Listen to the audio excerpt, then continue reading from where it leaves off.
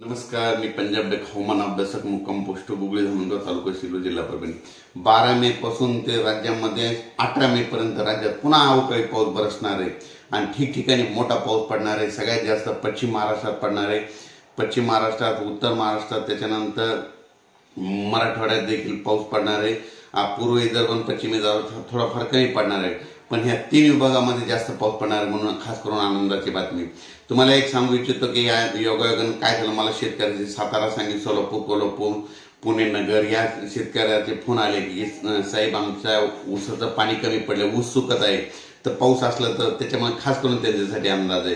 कारण की ऊसावाल्या शेतकऱ्यासाठी खास करून ही आनंदाची बातमी आहे। कारण की 12 मे ते 18 मेच्या दरम्यान जवळपास पश्चिम महाराष्ट्रामध्ये चांगला म्हणजे ऊसाचं 2 पाणी वाचतं असा पाऊस पडणार आहे, म्हणून पश्चिम महाराष्ट्राच्या शेतकऱ्यासाठी आनंदाची। कोकणात देखील खूप पाऊस पडणार, म्हणून त्यांच्यासाठी आनंदाची बातमी। उत्तर महाराष्ट्रात देखील शेतकऱ्यासाठी आनंदाची बातमी, कारण की ऊसासाठी पाणी कमी पडते, त्यांच्यासाठी पाऊस हा चांगला त्यांना निर्णायक पाऊस ठरणार आहे, म्हणून हा अंदाज लक्षात येतात। आणि अवघ्या सांगू इच्छितो की उद्या 13 मेला एक मतदानाचा टप्पा आहे।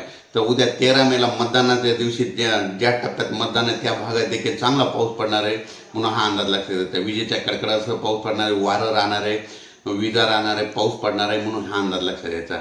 परत राज्यातील सर्व शेतकऱ्याला जिल्ह्यावाईज सांगू इच्छितो, म्हणजे जास्त पाऊस कोणत्या भागात पडणार आहे।